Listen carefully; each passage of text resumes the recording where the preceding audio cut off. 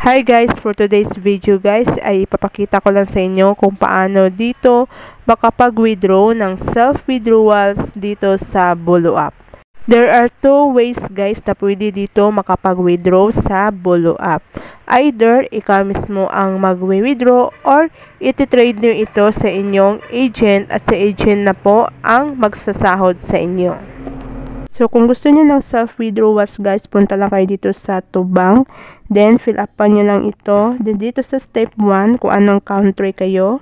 Then, ito po yung withdrawal method sa Philippines. Merang CoinsPH, GCash, GrabPay, PMaya, bank transfer, EP, or USDT.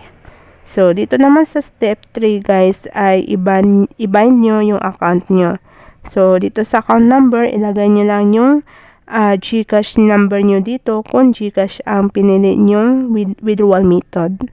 Okay, then username, then phone number, and email address.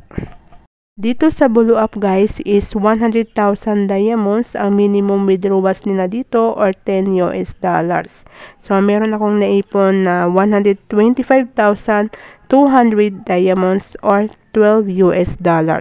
So, dito sa withdrawal amount guys, ilagay nyo lang dito ang i-withdraw nyo. So, ilagay ko lang 120,000 diamonds or $12. Then, click withdraw. So, ayan guys, ilagay nyo lang yung number nyo dito. Then, confirm.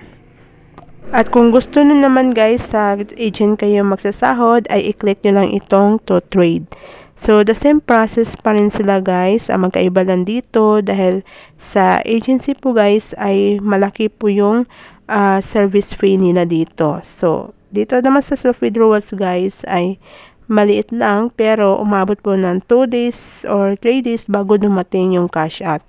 While sa agency ay hindi po umabot ng 1 oras ay darating na po yung cash out nyo. So, yun guys, nakapag-withdraw po ako dito ng $12. Ayan, ito yung withdrawal records ko. At kinabukasan guys, ay dumating agad yung sahod ko through GCash. So guys, that's all for today's video. Thanks for watching and don't forget to subscribe, like, comment, and share my YouTube channel. Bye!